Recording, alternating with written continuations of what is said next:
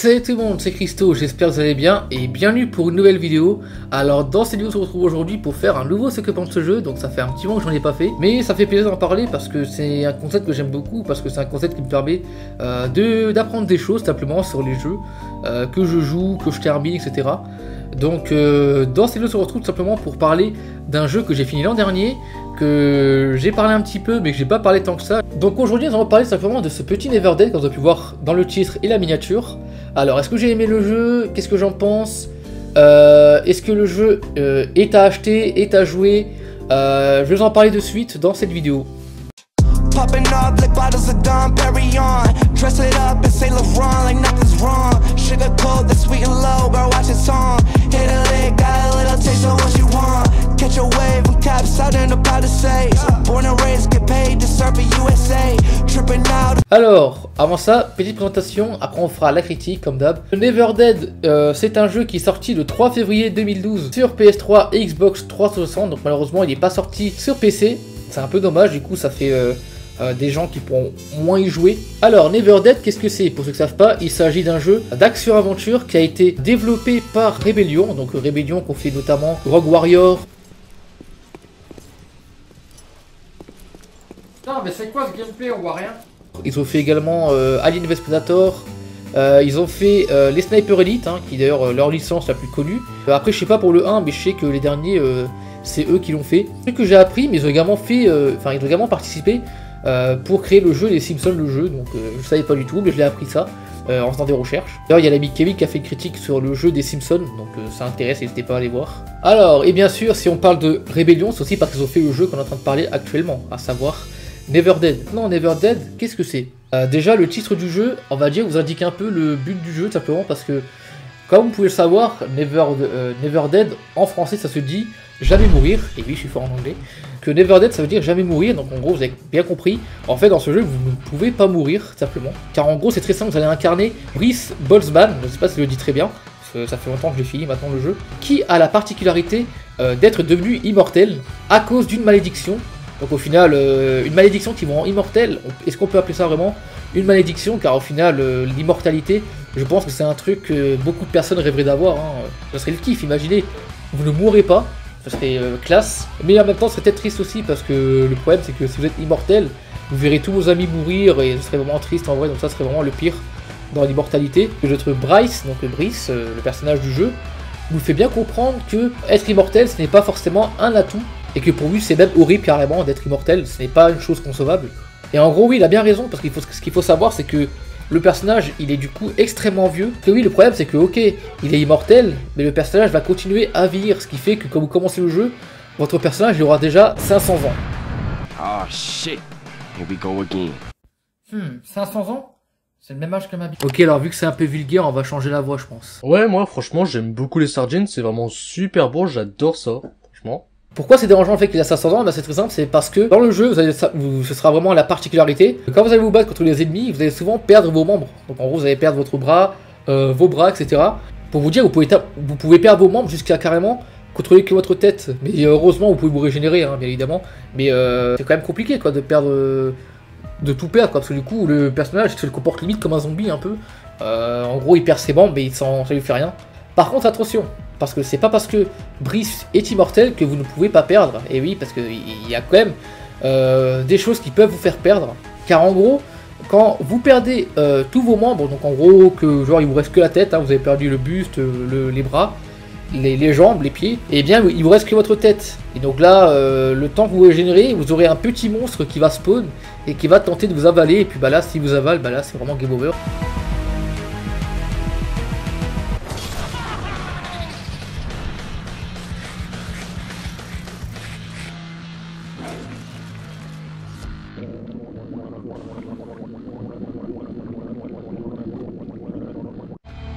En plus ces monstres là c'est vraiment horrible parce que tu les vois jamais quand t'as tout ton corps.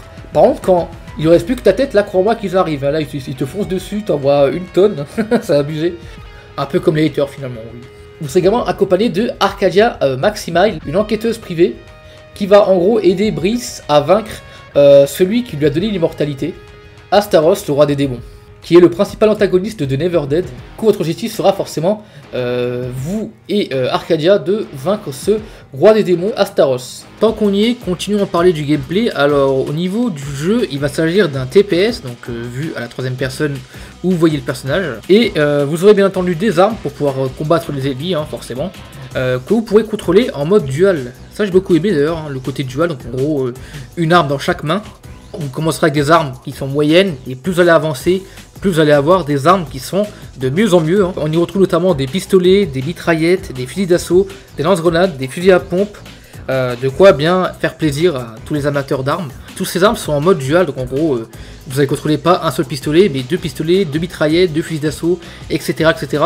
Bon, après, le mode dual, ça y est dans pas mal de jeux, hein, Call of Duty, ça y est dans Halo, les premiers, mais c'est un système que j'ai toujours aimé dans les jeux, donc je trouve ça cool que ça y est également dans ce petit Never Dead. Dans le jeu, vous aurez également droit à une épée, donc une épée que vous pouvez utiliser pour battre certains ennemis qui sont battables que avec cette épée. Parce que des fois il y a des ennemis où les armes ça en fait rien. D'ailleurs j'ai beaucoup aimé la maniabilité de l'épée en gros, où genre il faut tourner le joystick pour pouvoir attaquer. C'est un système que j'ai beaucoup aimé, hein. Je trouvais ça original, c'est pas genre faut spammer la même touche ou etc pour enchaîner, non c'est un système avec le joystick et je trouvais que ça rendait super bien. Et tout au long de l'aventure il faudra également protéger Arcadia parce que Arcadia n'est pas immortel comme vous. Alors pour parler de la durée de vie, le jeu il a un total de 9 niveaux. En comptant le prologue. Donc voilà, je vous dis à peu près tout ce qu'il y avait à savoir sur ce Never Dead. Alors maintenant on va passer aux bons points et aux mauvais points qu'a le jeu, donc les choses que j'ai aimées et que j'ai pas aimées. Avant d'en parler, je tiens à vous dire que, comme vous savez, ceci est mon avis bien évidemment, hein, ce n'est pas un avis pur et dur, c'est vraiment le mien. Je vous fais mon propre avis, donc vous pourrez on va dire après dire un peu ce que vous pensez de ce que j'ai dit, si j'ai dit des conneries, si vous n'êtes pas d'accord avec moi, vous pouvez le dire bien évidemment. Dans le respect bien sûr, hein, tout ce qui est insulte, ça c'est pas trop mon délire. Et puis si vous êtes d'accord, n'hésitez pas à me le dire également, hein, avec plaisir. Et puis comme d'hab d'ailleurs, n'hésitez pas à mettre un pouce bleu, à vous abonner si c'est pas encore fait.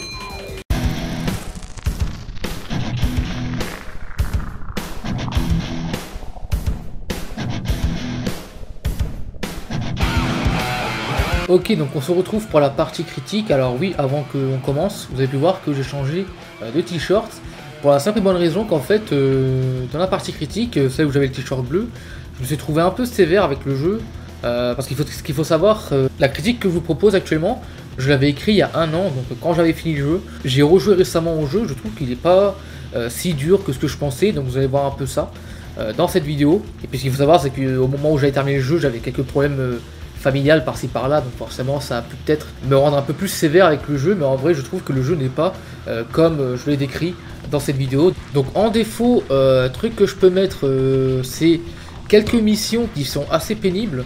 Je pense notamment à la mission du métro, une mission que j'ai trouvé très galère, hein, parce que vous vous battez contre les monstres, etc. Et puis en même temps vous avez les trains qui passent et qui vous écrasent, et c'était assez galère je trouve pour ma part, parce que fallait se concentrer sur les ennemis, sur les monstres, et puis en même temps t'avais les trains qui passaient, t'avais l'impression que genre le train il ralentissait quand t'étais loin de toi, par contre dès que t'étais prêt là il tapait une accélération de gros bâtard, enfin un truc comme ça. Malgré tout j'ai quand même bien aimé le gameplay, donc on va en parler d'ailleurs dans les bons points. Alors, le premier bon point que j'ai à dire je trouve c'est que c'est le gameplay quand même que j'ai bien aimé. Alors dans ma vidéo justement j'avais dit que le gameplay c'était un mauvais point, mais je trouve personnellement qu'au final après y avoir rejoué, c'est vraiment un gameplay qui est vraiment assez intéressant, qui est à des moments un petit peu chiant quand même. Ça peut saouler, mais quand on joue au jeu pas vraiment à fond, quand on joue de temps en temps, je pense que c'est un jeu qui se laisse jouer. Il y a ça, et puis j'ai beaucoup aimé notamment le système de shoot, parce que ça, plus la musique, qui du coup est à mon point, on va revenir sur la musique après. Ça, plus la musique, ça donne vraiment un gameplay bien punchy, bien nerveux, comme j'aime. Tout ce qui est nerveux, moi j'aime beaucoup. Hein. Le système de duel, donc en gros avoir deux armes, j'aime beaucoup. J'ai beaucoup aimé la manier, hein. D'ailleurs, anecdote, mais j'ai remarqué que dans les gameplays que j'ai trouvé sur YouTube, il y a beaucoup de personnes qui utilisaient que l'épée. Donc je pense que le gameplay c'est très bon parce que déjà l'épée est super géniale à manier. Le gameplay on va dire avec les armes etc, ça reste quand même pas mal. C'est assez nerveux. Ah, et je l'ai pas dit dans la vidéo, mais ça a été édité par Konami, hein, donc voilà. J'ai parlé de Rebellion tout à l'heure, mais j'ai oublié de parler de Konami. Franchement le délire de se démembrer etc, c'est quand même sympathique parce que j'ai pas dit, mais à des moments quand on se démembre, vous aurez des moments où genre il faudra balancer votre tête pour que vous puissiez passer. Des fois il faudra s'électrocuter pour pouvoir ouvrir certaines portes, également d'autres trucs que je vais pas trop dire pour pas spoiler. Mais voilà, franchement le gameplay je le trouve vraiment intéressant Et du coup, c'est pour ça que j'ai refait ma vidéo, parce que je trouvais que c'était pas intéressant de dire que c'était pas ouf le gameplay, alors qu'au final le gameplay reste vraiment très bon. Et maintenant on va passer aux autres bons points. Donc déjà, comme vous avez dit, il y a la bande son, donc la musique du jeu que j'ai vraiment adoré, qui est vraiment superbe. C'est une musique qui est nerveuse, que d'ailleurs j'écoute de temps en temps. J'aime beaucoup la musique parce que c'est une musique vraiment rock'n'roll, métalleux. Les fans de métal, je pense, vont beaucoup aimer cette musique. Moi notamment j'en suis un et du coup j'ai beaucoup aimé. Il y a ça, et puis franchement le fait qu'elle se marie super bien au jeu, parce que c'est une musique nerveuse avec un jeu nerveux, c'est parfait. D'ailleurs certaines musiques ont été faites par Megadeth, hein, donc Megadeth c'est un groupe de métal assez connu. Et sans ça, pour finir, il y a également l'histoire que j'ai kiffé vraiment, que j'adore, parce que franchement je trouve que c'est un truc où on s'intéresse pas vraiment dans les jeux vidéo, hein, l'immortalité, on n'en parle pas tant que ça. Et surtout comment on nous la présente, je trouve que c'est super bien présenté, parce que on pourrait croire que c'est un mec genre qui est ultra vénère, qui pète tout, qui est heureux et tout d'être immortel, mais non, pas du tout. En fait, c'est plutôt quelqu'un qui ne veut pas être immortel. C'est une comparaison de avant et après la malédiction.